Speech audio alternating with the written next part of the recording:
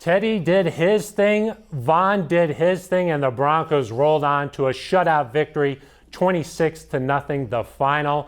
Hello, and thank you for joining us for the Broncos Postgame Show. Welcome into the Pat Bowlen Fieldhouse. I am Phil Milani, joined in studio by former Bronco Nate Jackson. Nate, thanks for being here, man. Happy to be here, man. Great win. Yeah, what'd you think of the game? I mean, obviously the defense dominated. The Broncos sort of just did what they had to do. Yeah, you're right. They did what they had to do, right? So everyone thought, hey, this is an easy win. And, you don't want to think about that as an easy win as a player, as a team. You want to take each opponent seriously. They did that. They took care of business, pitched a shutout. They got to feel really good about this game. And in Power Field at Mile High was rocking. The fans were back in the stands. Let's show you how this game unfolded here. Teddy 2 gloves, Teddy 2 wins, looking for a third win. Second drive of the game, Bridgewater finds KJ Hamler on third down, a 28-yard gain. Hamler, though, left the game with a knee injury later on. We'll talk plenty about that. The drive capped off with rookie Javonte Williams, his first touchdown of his career, 7-0 Denver. The defense, boy, they made life rough for Zach Wilson. A sack party here. Zach Wilson came in tied for the most sacks in the NFL with 10, and the Broncos piled it on today. Von Miller here moves into sole possession of 23rd on the all-time sacks list. And then before the break, Melvin Gordon finds the end zone, his second touchdown of the season. The Broncos rolling 17-0 at that point, Nate. They were feeling good at halftime. Feeling good at halftime. You love to go into halftime, ahead at all, but, pitching a shutout going into halftime, everything they were doing was working, controlling the ball. The running game looked good. Tim Patrick was going off, and so these guys had to feel good going into halftime. Then in the second half, more tough sledding for Wilson. Justin Simmons there with his first interception of the season, his 17th of his career. And the Jets just never found a way to get on the board. The Broncos go on to win 26-0. Let's go out to the stadium and check in with our crew there with Alexis Perry and Eric Delisle.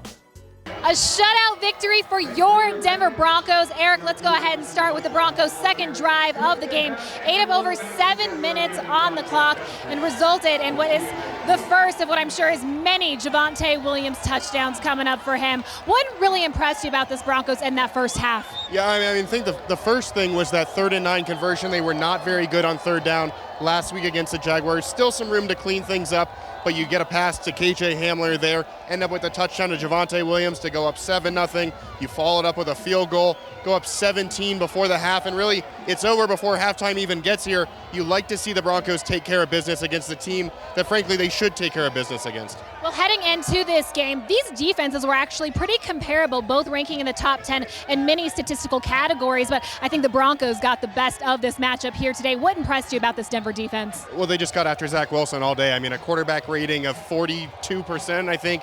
He had 5 sacks, 2 interceptions there, one by Caden Stearns to steal the shutout, and they just didn't let him get into a rhythm. A lot of 3rd and longs. They were able to make him uncomfortable. That's what Vic Fangio does against rookie quarterbacks, and you saw it again today. A ton of injuries in this game as well, from KJ Hamler, Graham Glasgow, Dalton Reisner. I'm sure I'm missing somebody. Who impressed you in terms of backups that came in and really had a good game? Well, not really a backup, but just the way that Tim Patrick performed. We saw what he did last season. I think he had 98 yards today, his most since week 11 last season. He just continues to impress. And listen, it's tough without Jerry Jeudy, without KJ Hamler, but with Tim Patrick playing that way opposite of Courtland Sutton, Broncos offense is going to be okay. Well, the Baltimore Ravens, they are coming into town, coming off a really great win. Justin Tucker sets the NFL record for the longest field goal today against the Lions. They're going to be feeling really good. So what would you like to see this Broncos team take from this game into next week against the Ravens? Just keep doing what you're doing. Defensively, you're going to have to be just as good against Lamar Jackson. He's going to test you, not just from a physical standpoint, but from a mental standpoint, making sure you're on your keys. Can they be as good defensively next week? That's going to be one of the major keys. And then offensively, you've got to take advantage of opportunities in the red zone. They did that pretty well today. You saw Javonte Williams fumble toward the end, but if you can get points on the board, jump out early, make Lamar Jackson throw the football and get them out of their comfort zone, that could be the key to a 4-0 start. A shutout victory here in front of Broncos country. It feels good. Thank you so much, Eric. Phil, let's send it back over to you.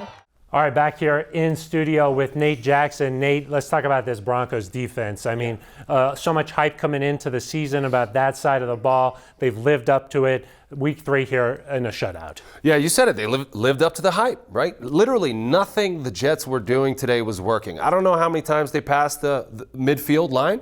Probably just a couple. Right? I mean, anytime you can hold an NFL team to 0 points, and they kept on that turnover train. They got 2 picks and under 200 yards of total offense. They didn't even have to blitz a lot. But when they did blitz, of course, down goes Zach Wilson. So the Broncos defense is living up to the bill. Caden Stearns got that second interception there right before the end of the game. Zach Wilson, 5 times he was sacked. He's going to be, it's going to be hard to get out of bed tomorrow. Zach Wilson had, 15 sacks now in 3 games? Yeah. Yeah, he's under duress, and they're not supporting him much with the run game. They're having him drop back and throw a lot of passes, and that plays right into the Broncos' hands. Some talk, Bradley Chubb out, now here for 6 to 8 weeks or so. Malik Reed stepping up. It was a whole team effort. I mean, Von Miller coming around that edge, nobody can block that. Nobody can block Von Miller, and on the sack he had, he was actually double-teamed. They tried to chip him with a running back. That didn't work, and then he went right around that tackle and did what Von Miller does best. So that's, 4 sacks on the season already, more sacks than games. He's on pace for, a 20-plus sack season. He's looking great. The defense is playing very well. And Alexander Johnson, 2 sacks as well. Total yards here, 162 for the Jets, 344 for the Broncos. So that tells you sort of how mismatched the game was, I guess. Yeah, they doubled up on the yards. They probably, time of possession was probably similar to that. Yeah. The Broncos seem to have a formula right now, Phil, and that is to control the ball on offense and methodically move the ball down the field. Teddy's keeping them on schedule doing that, and that gives the defense time to regroup on the sideline and come up with an adjustment. If you go 3 and out, it doesn't give the defense any time to do that. They're not doing any of the 3 and out stuff. They're maintaining drives. They're keeping the defense fresh. This team is really firing on all cylinders. The Broncos came into this game number 1 in time of possession. They had the ball today 35 minutes and 47 seconds. Let's hear from Von Miller after the game. We knew coming into this week that it was going to be crazy. We knew the fans, really appreciate us being 2-0. Got here to play our first home game, and we didn't want to let them down. And it was just a great team when the defense played crazy. Caden Stearns got his first interception of his career. Justin Simmons does what Justin Simmons does, and seals games, and just a great team win overall. So that's Von Miller after the game. Let's talk about the other big star here in Denver now. He's becoming a star, in Teddy Bridgewater. Has the Broncos at 3-0. Didn't do anything spectacular today, but just his presence out there, you feel like the Broncos were going to win this game. Yeah, didn't do anything spectacular, but didn't have to. Did he? I mean, sometimes you just want your quarterback to do enough to win. He did that. And, they lost another guy on offense. KJ Hamler down with a knee injury. Now that's Jerry Jeudy and KJ. The top 2 picks last year are going to miss some time. So it's a good thing they got Tim Patrick and Cortland Sutton to step up, because those guys are formidable, big targets who know how to snatch the ball, and Teddy is learning how to throw to those guys. That takes a little bit of time to learn that timing on the downfield ball. Teddy is doing what he has to do to pick apart these defenses, and he's a very smart player. He never tries to, do more than he's capable of doing. He plays within himself, and he allows the offense to do the same. So Teddy's a T2G, Teddy Two Gloves. He's got it all. He's got it all going right now, and these guys are just kind of following behind him. Found 8 different receivers today. Yeah. I mean, he's able to move around in that pocket and dump it off to guys. And when the Broncos defense is playing that well, you almost as an offense just say, let's just try and stay out of the way. Yeah, let's stay out of the way, and let's just do what these guys do well, and they create a nice balance between the running game and the passing game, and the running game's clicking as well. So they just got to keep doing what they're doing. Now, next week is going to be a tougher test. Right? Yes. This Ravens defense is hungry. They're going to face a lot of cover 0. He's going to be under duress. Teddy will be a little bit. He got sacked a couple times today, and that is a little bit of a trend I know these guys want to figure out. The offensive line, wants to shore up things a little bit, but overall they're playing well. It can never be perfect, Phil, but they're playing pretty darn close to it. 7 sacks this season for Teddy, so there's some areas where the Broncos definitely could see some improvement. Javonte Williams had a fumble there late in the game. Otherwise, maybe not 4 McManus field goals today. Huh? Yeah, 4 McManus field goals. You don't want to count on it, but if you need it, that's the guy to do it. It's also nice to have the special teams unit playing well. No big returns today, which is good. I know Coach McMahon was taking a lot of heat last weekend, rightfully so. You can't give up kickoff returns, especially in close games down the stretch. So this was a total team effort, and they deserve it. The fantasy owners, I know some fantasy, you might maybe. I'm one of them, man. I got Brandon yeah. McManus on my team, and we'd like to see touchdowns, but if it's got to be a field goal, we'll take it. You'll take it. Okay. Yeah. Here's Teddy Bridgewater, what he had to say to the media after the game.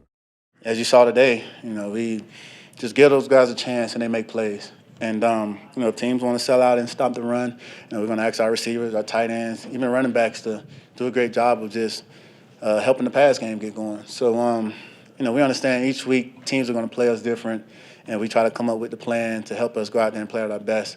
And, as long as guys, approach each day with that student mindset, eager to learn more, and we demand more of each other, and we can just keep this thing going.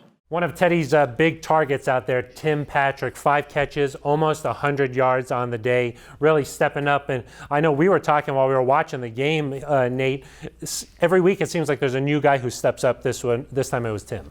Yeah, the first game, Jerry Jeudy had the most targets on the team and the most catches. And then the second game was Cortland Sutton with 9 catches. And today it was Tim Patrick. And you talked about him being a big target. That's true physically and metaphorically. This guy is always in the right spot. He knows how to catch the ball with his hands, attack the ball in the air, use his body to box out defenders. He's not a player who needs to have a 4-yard window to be open. He's always open. So look at Tim Patrick, throw him the rock, Teddy. He's going to move the chains. Tim Patrick, his journey in the NFL is something that these young guys can be inspired by, bounced around a little bit, has found a home here with the Denver Broncos, and is Mr. Reliable. This guy's always going to catch that ball for you. 5 targets, 5 catches, 98 yards.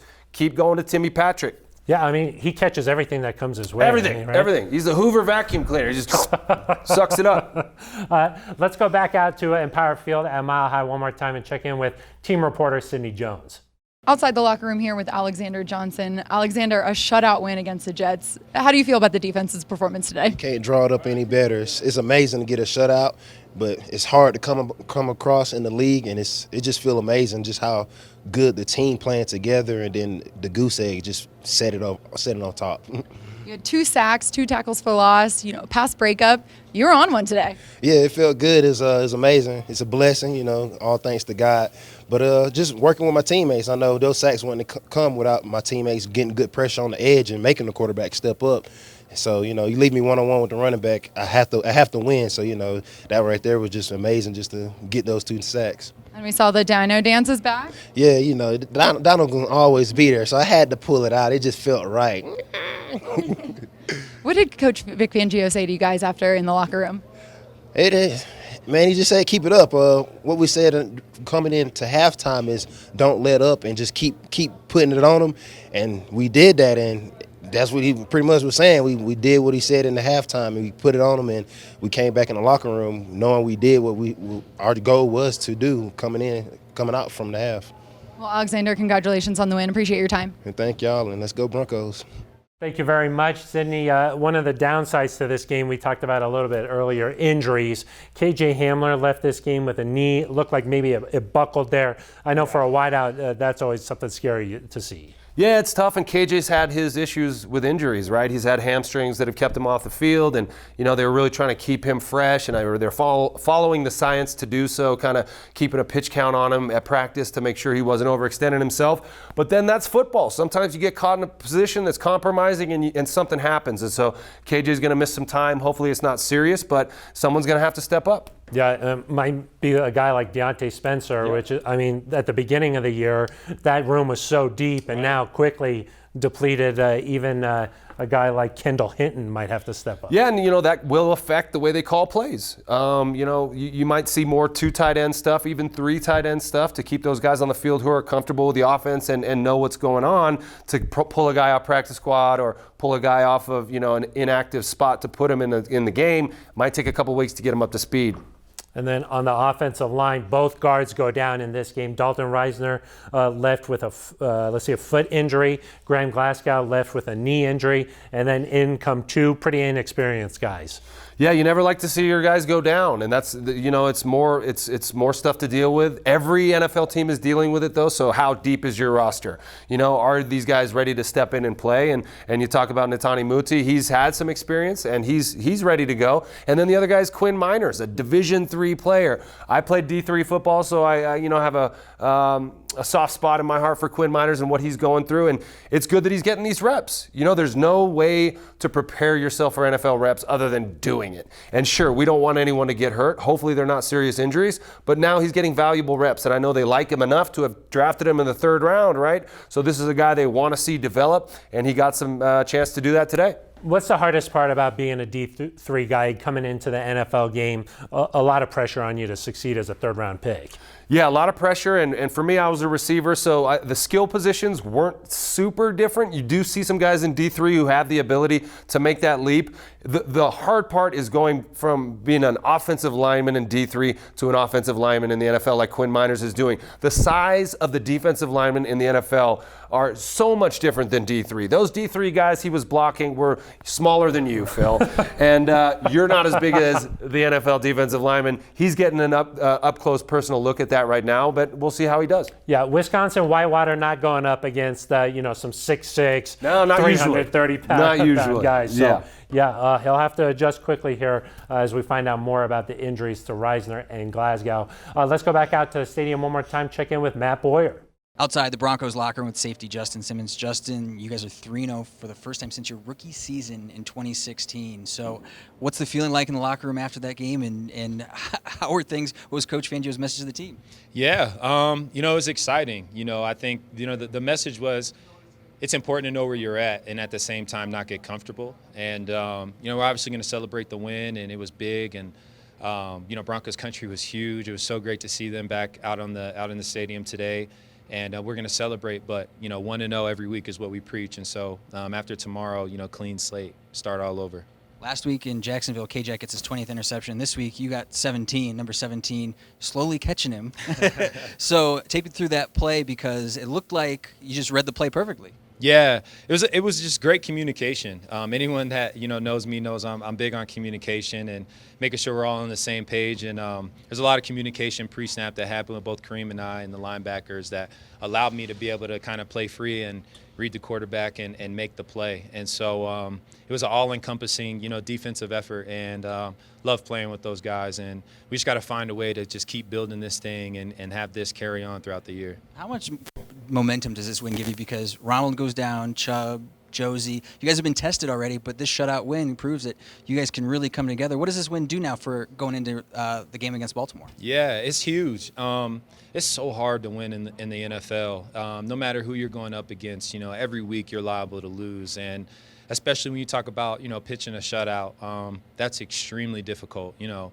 And, you know, hats off to the Jets, because they had some really good players and great tendencies, and I just think we did a really good job of kind of taking some of those things away, and some great individual plays and overall defensive play, and obviously our offense played great. And so we just got to find a way to keep stacking the weeks. Like I said, 1-0 is our kind of like our mantra, and we just got to keep that thing rolling. Best of luck against the Ravens. Yeah, thank you. Thank you very much, Matt. As we wind down the post-game show here, Nate, the Broncos are 3-0, but they've beaten 3 of the, let's just call them, lesser teams in the NFL. Yeah. A big test coming up next week, though, with the Baltimore Ravens. Big test with the Ravens. The Ravens are playing pretty good football right now. They've won their last 2 games, both very emotional games at the end. So the Broncos might be able to catch them emotionally drained. You cannot count on that, though.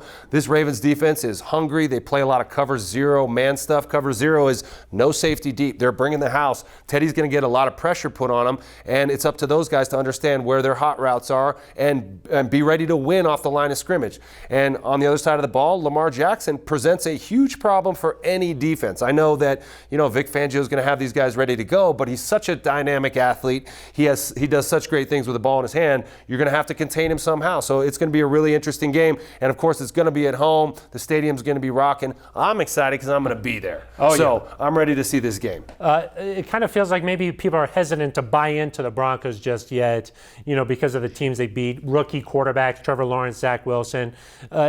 Next week we'll know for real, though, huh?